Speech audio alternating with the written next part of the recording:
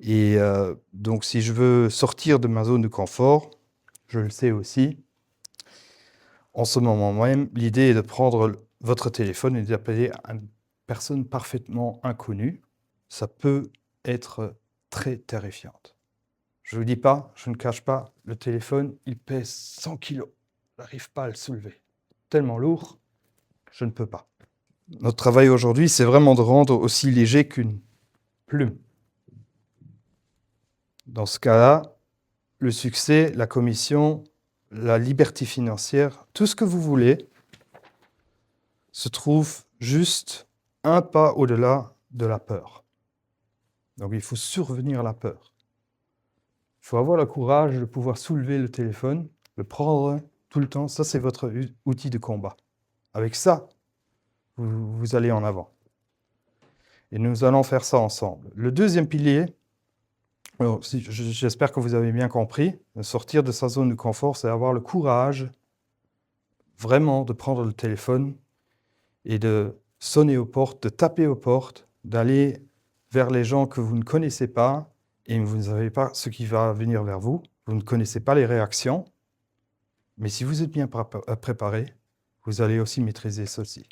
Le deuxième pilier, c'est donc le non est une information. Alors, qu'est-ce que ça veut dire? Ça me paraît crucial, mais quand le vendeur vous dit non, je ne veux pas d'agence, ou bien s'il vous dit autre chose, je ne suis pas intéressé, voilà, c'est pas qu'il vous rejette personnellement, hein. C'est pas du tout ça. Il vous donne une information en or. Il vous dit, je n'ai pas compris la valeur rajoutée ou la valeur que vous pourriez m'apporter. C'est ça son problème, en fait. Ou bien, il va vous dire, j'ai eu une mauvaise expérience dans le passé avec un autre agent immobilier. Voilà. Donc, le non n'est jamais là pour la fin de la conversation. C'est vraiment le véritable début d'une nouvelle conversation.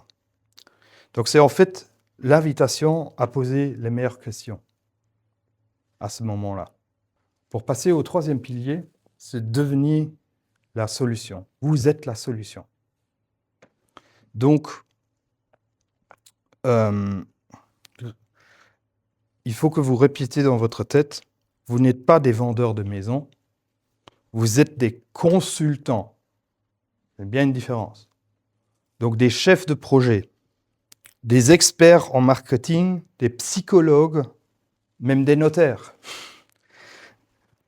Un client qui vend sa maison, qui fait face à un problème les plus stressants et les plus complexes de sa vie, c'est normal, on est toujours très stressé, mais vous n'êtes pas là pour lui vendre sa maison ou vendre une commission.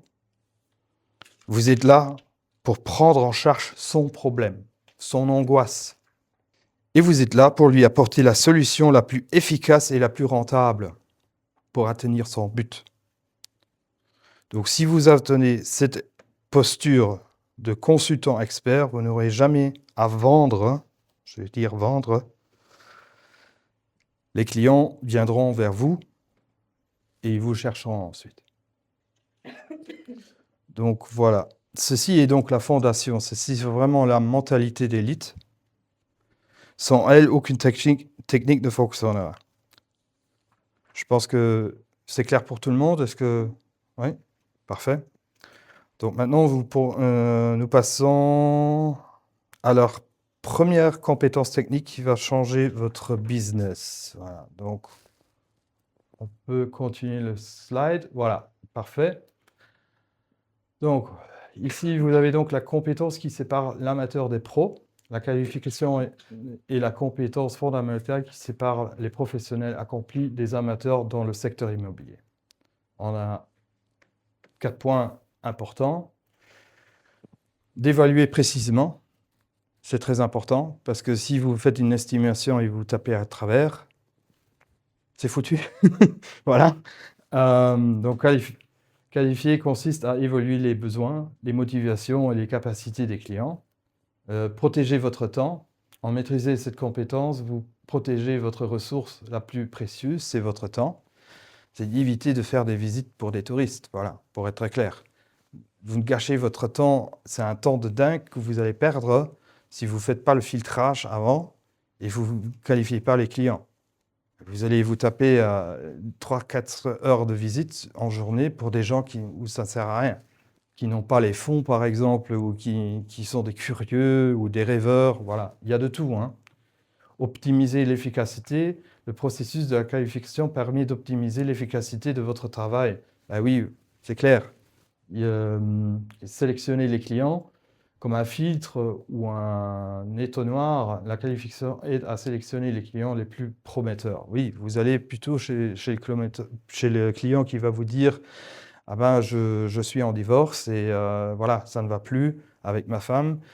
Et je dois partir d'ici et je cherche, dans 6 mois, je dois aller dans une location où je veux partir d'ici. Ça, c'est plutôt un client que le client qui va dire, ben, je ne sais pas, je vais voir, si j'arrive pas à vendre, ben, je vais trouver autre chose. Voilà, on va aller ici en détail sur les compétences des amateurs et des pros.